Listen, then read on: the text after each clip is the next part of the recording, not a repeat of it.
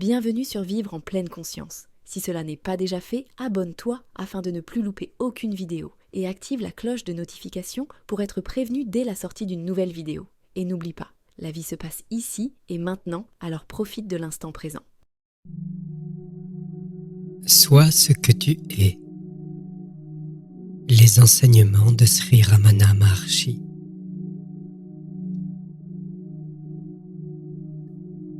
Chapitre 5. Auto-investigation. Pratique.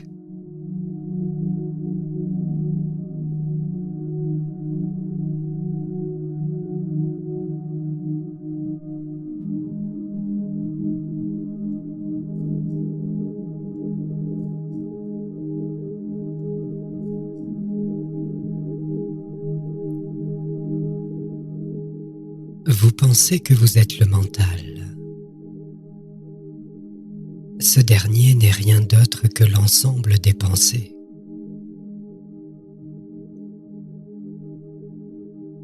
Mais derrière chaque pensée particulière, il y a le concept plus vaste du je, c'est-à-dire vous-même. Appelons ce je la première pensée. Agrippez-vous à cette pensée « je » et demandez-vous ce qu'elle est. Quand cette question se sera emparée de vous, vous ne pourrez plus vous attacher à d'autres pensées.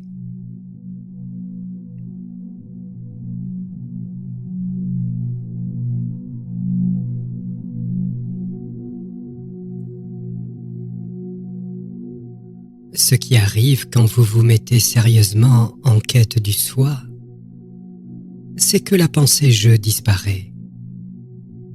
Quelque chose d'autre, qui n'est pas ce « je » qui a entamé la recherche, s'empare alors de vous à partir du tréfonds. C'est le vrai soi, le sens véritable du « je ». Ce n'est pas l'ego. C'est l'être en soi, suprême.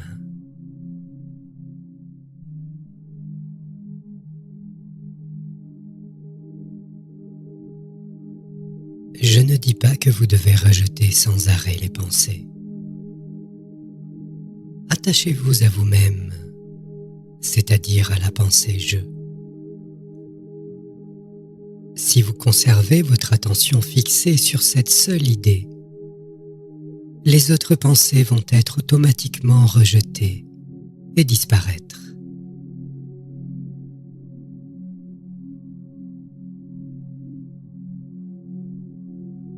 Vous imaginez que c'est un processus sans fin que de rejeter chaque pensée aussitôt qu'elle surgit. Ce n'est pas vrai. Il y a une fin. Si vous êtes vigilant et faites un effort sévère pour rejeter chaque pensée dès qu'elle apparaît, vous vous rendrez vite compte que vous allez de plus en plus profond dans votre moi intérieur. À ce niveau, il n'est pas nécessaire de faire un effort pour écarter les pensées.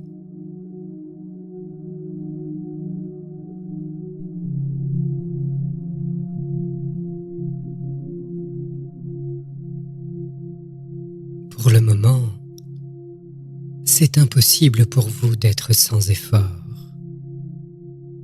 Si vous allez plus au fond, il vous est impossible d'accomplir quelque effort que ce soit. Si l'esprit s'introvertit à la recherche de la source de Aham Vritti, les vasanas s'éteignent. La lumière du soi tombe sur les vasanas et produit le phénomène de réflexion que nous appelons mental. Quand les vasanas sont éteintes, le mental aussi disparaît, absorbé dans la lumière de la réalité unique, le cœur. Ce sont les grandes lignes de ce qu'un aspirant a besoin de savoir. ce qui est impérativement exigé de sa part est une recherche ardente et focalisée sur la source de l'activité du jeu.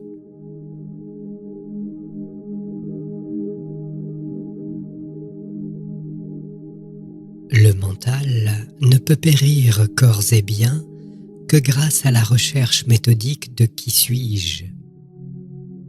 La pensée qui suis-je, en même temps qu'elle détruit les autres pensées, se détruit elle-même, comme le bâton qui tisonne le bûcher funéraire.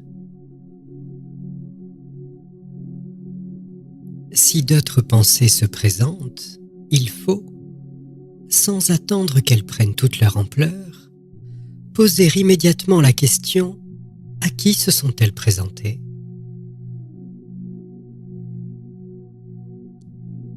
Si à l'instant où une pensée surgit, on examine avec la plus grande attention à qui est-elle apparue, on réalisera avec certitude que c'est à moi. À ce moment-là, si on recherche sérieusement qui suis-je, le mental va retourner à sa source, le soi, et la pensée qui était apparue va se dissiper de la même façon. En répétant cette pratique, le pouvoir qu'a le mental de résider dans sa source va se renforcer.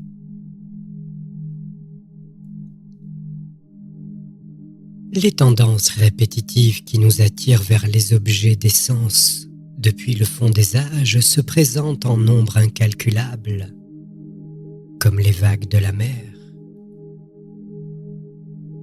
Elles vont toutes périr malgré tout, au fur et à mesure que la méditation sur notre nature propre devient de plus en plus intense.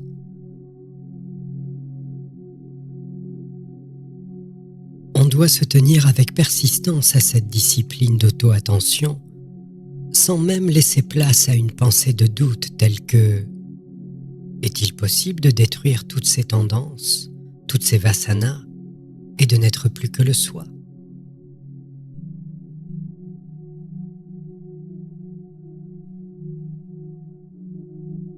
Aussi longtemps qu'il y a dans le mental des tendances nous attirant vers les objets des sens, la recherche du qui suis-je est nécessaire.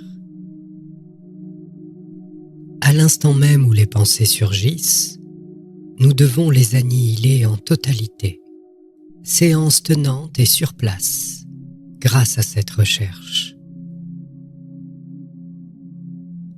Ne pas prêter attention à ce qui est altérité et non-attachement ou non-désir. Ne pas oublier le soi et connaissance. En réalité, non-attachement et non-désir sont une seule et même chose. De même qu'un chercheur de perles, en attachant une pierre à sa taille, plonge dans la mer et prend les perles qui gisent au fond, de même celui qui plonge au plus profond de lui-même, avec non-attachement, peut atteindre la perle du soi. Il suffit de ne pas oublier un seul instant notre nature véritable pour atteindre le soi.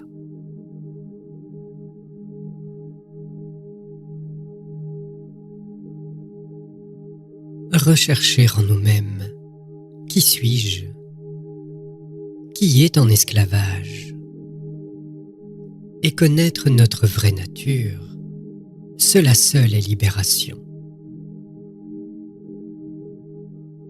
Garder l'esprit fixé en exclusivité sur le soi s'appelle auto-investigation, tandis que la méditation, dhyana, c'est penser que l'on est soi-même l'absolu, Brahman, qui est être, conscience, béatitude.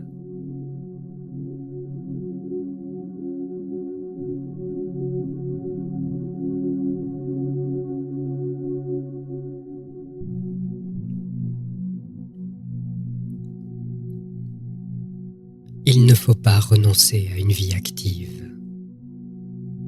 Si vous méditez 1 heure ou 2 chaque jour, rien ne vous empêche de continuer vos activités. Si vous méditez de façon juste, le courant de pensée que vous aurez provoqué continuera même pendant votre travail. C'est comme s'il y avait 2 façons d'exprimer la même idée. La même ligne que vous suivez dans votre méditation s'exprimera dans vos activités.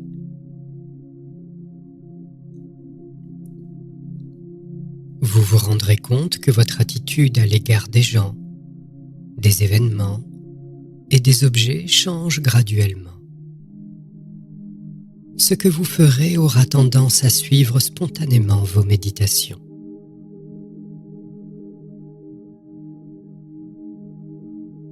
Un homme doit abandonner l'égoïsme personnel qui l'attache à ce monde. Abandonner le faux soi, c'est cela la vraie renonciation.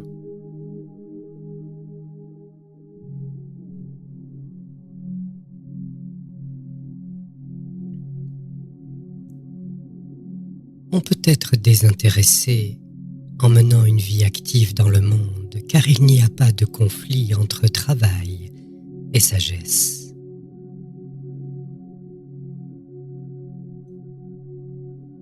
Nous pouvons donc continuer à assumer nos anciennes activités dans la profession, par exemple, et en même temps atteindre l'éveil. Mais dans ce cas, il ne faut pas penser que c'est l'ancienne personnalité qui accomplit le travail. En effet, votre conscience va être graduellement réorientée, jusqu'à ce qu'elle soit centrée sur ce qui est au-delà du petit moi.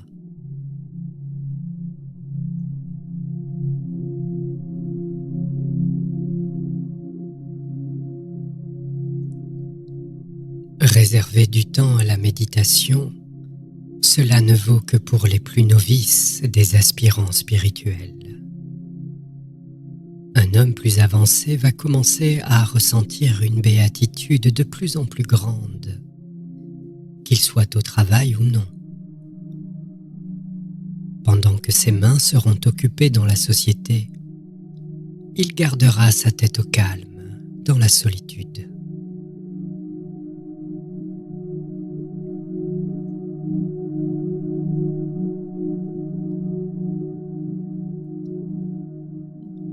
Le yogi essaye de conduire son mental au but comme un bouvier conduit un taureau avec un bâton.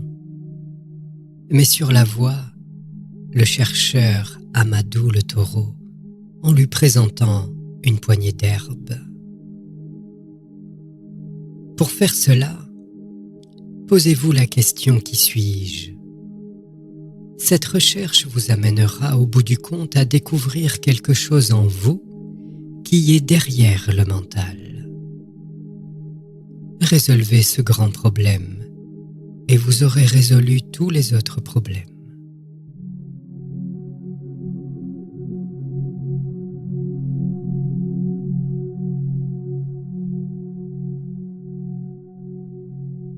Vous dites que lorsque vous cherchez le je, vous ne voyez rien.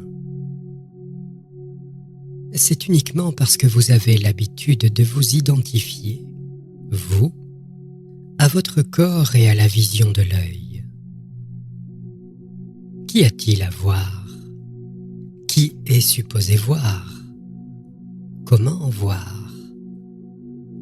Il n'y a ici qu'une seule conscience qui, en même temps qu'elle se manifeste comme la pensée « je », s'identifie avec le corps, se projette à travers les yeux et voit les objets environnants.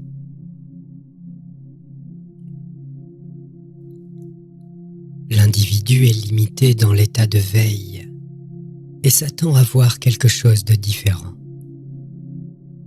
Mais le témoignage de ses sens sera le cachet de garantie.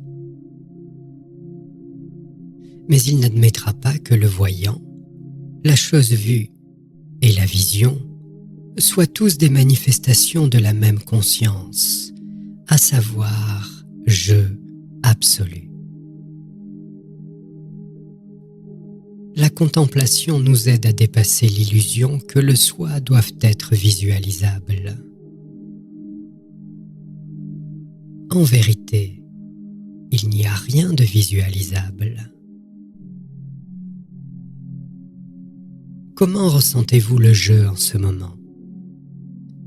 Avez-vous besoin de tenir un miroir devant vous pour connaître votre propre être? La prise de conscience est le jeu. Réalisez-le. C'est cela la vérité.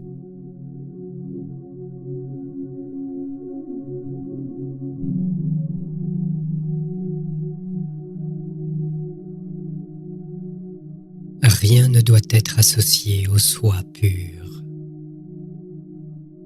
Le soi est la réalité pure, associée à rien, et dans la lumière duquel brille l'ego.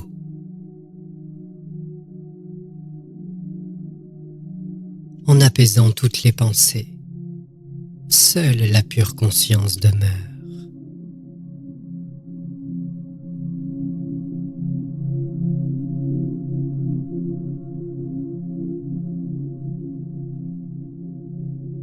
À l'instant où l'on s'éveille du sommeil, et avant de devenir conscient du monde, c'est là que se situe le jeu absolu. Cramponnez-vous à lui, sans vous endormir et sans vous laisser posséder par les pensées. Si la prise est ferme, le fait de voir le monde n'a aucune importance. Celui qui voit n'est pas affecté par les phénomènes.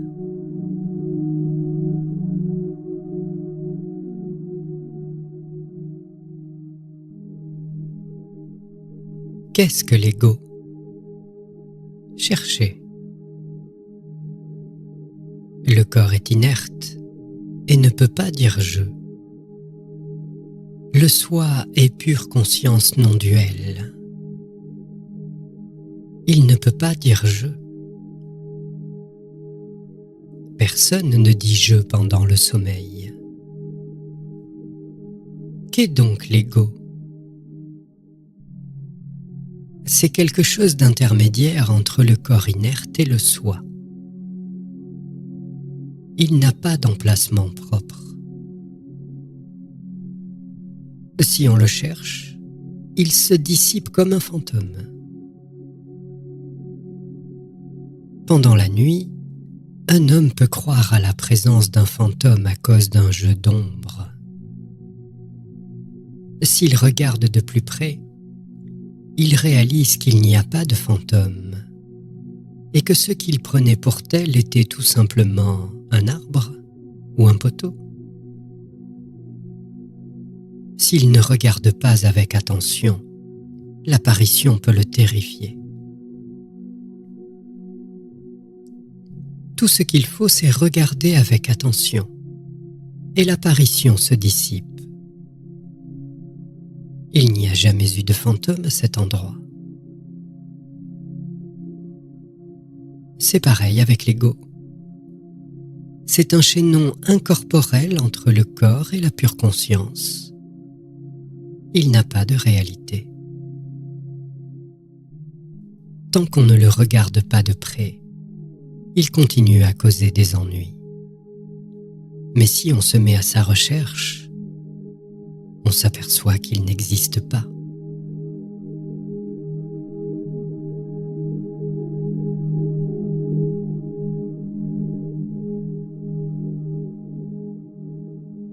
Il y a une autre histoire qui illustre bien ce cas.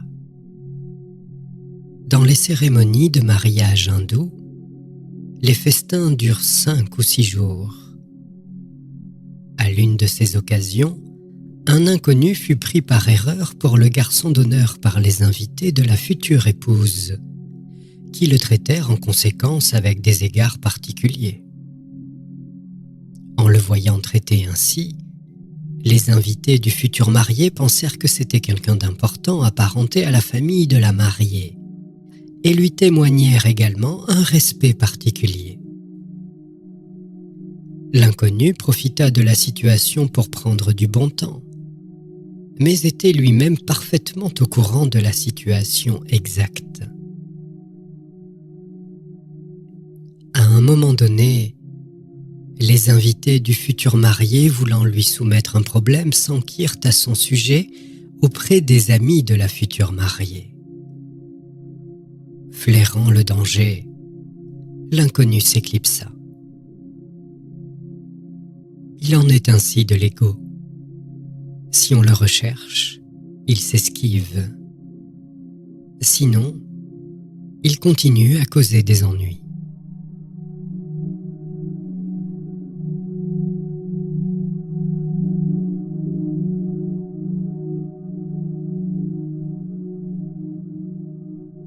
Ne vous inquiétez pas si vous vous endormez lorsque vous vous lancez dans la recherche de qui suis-je.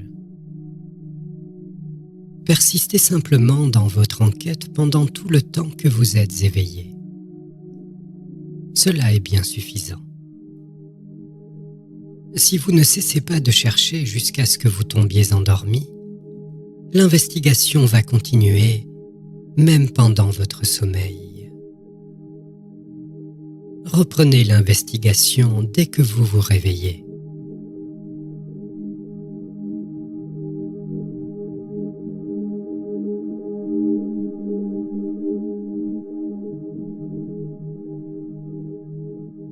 La paix est votre état naturel. C'est le mental qui fait obstruction à cet état naturel. Si vous ne ressentez pas de paix, c'est que l'auto-investigation s'est faite uniquement au niveau du mental. Cherchez ce qu'est le mental et il va disparaître. Il n'y a pas de mental en dehors de la pensée. Mais, parce que la pensée apparaît, vous présumez qu'elle vient de quelque part et appelez ce quelque part mental.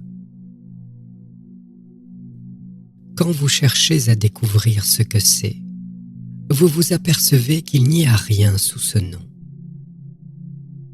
Quand le mental s'est ainsi dissipé, vous réalisez la paix sans commencement ni fin.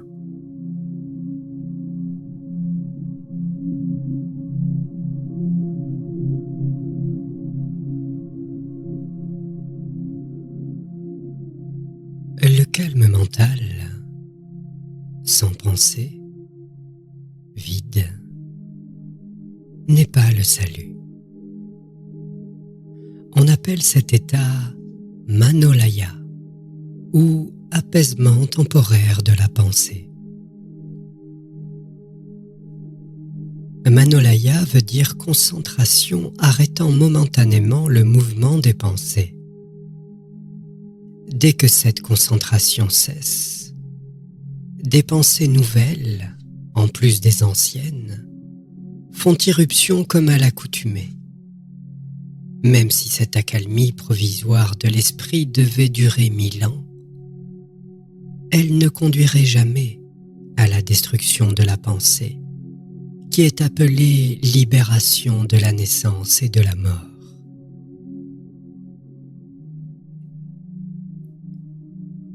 Celui qui pratique doit donc être toujours sur le qui-vive et bien examiner à l'intérieur qui a cette expérience et qui ressent son caractère agréable. Sans cet examen attentif, il tombera dans une longue transe ou un sommeil profond. En l'absence d'un guide convenable à ce stade de pratique spirituelle, nombreux sont ceux qui ont été victimes d'illusions et la proie d'un faux sentiment de libération. Seul un petit nombre a réussi à atteindre le but sain et sauf.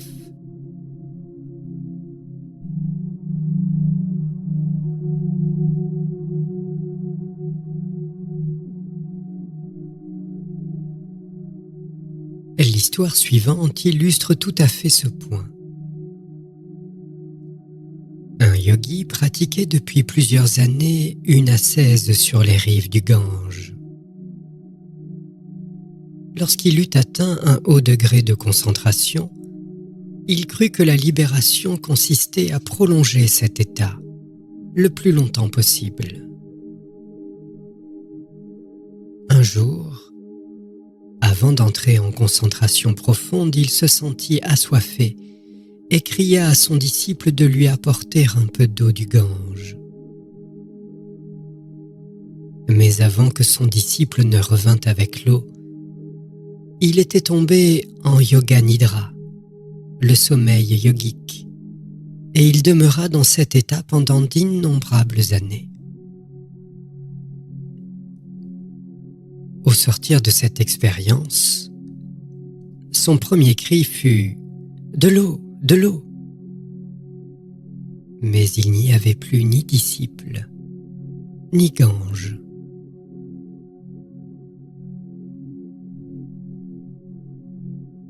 La première chose qu'il demanda en sortant de sa transe fut de l'eau, parce qu'avant d'entrer en concentration profonde, le contenu de la strate la plus superficielle de pensée dans son esprit était de l'eau.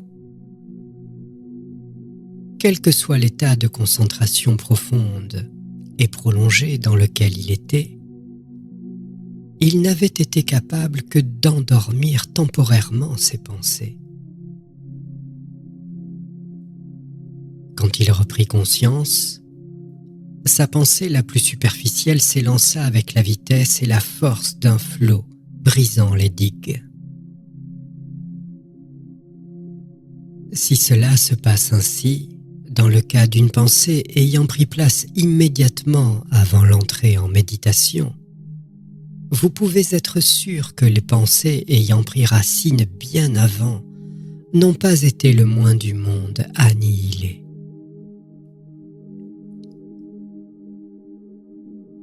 Et si libération veut dire annihilation des pensées, peut-on dire que ce yogi a atteint le salut?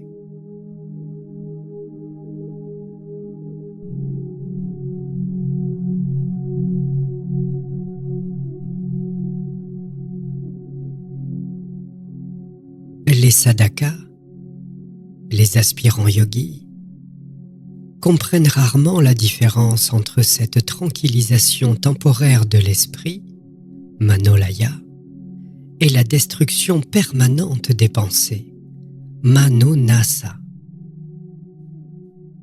Dans manolaya, il se produit une accalmie provisoire des vagues de pensées, mais même si cette accalmie dure 1000 ans, les pensées qui ne sont que temporairement apaisées vont ressurgir dès que manolaya cesse.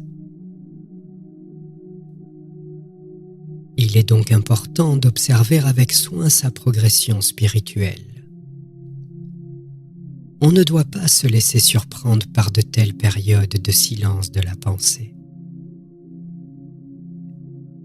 Au contraire, à ce moment-là, il faut reprendre conscience et intérieurement rechercher avec beaucoup d'attention qui est ce qui éprouve ce silence.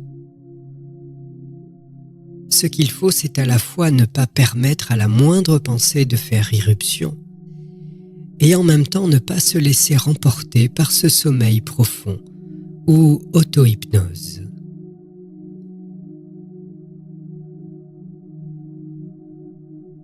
Ce stade est un signe de progrès vers le but.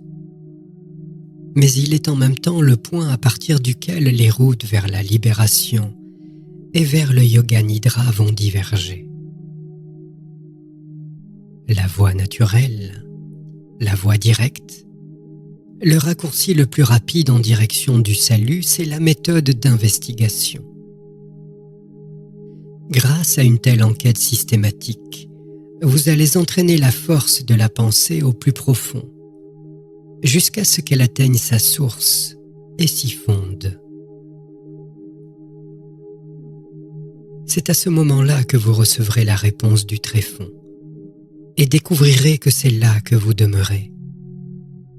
Dans le même temps, toutes les pensées seront détruites une fois pour toutes.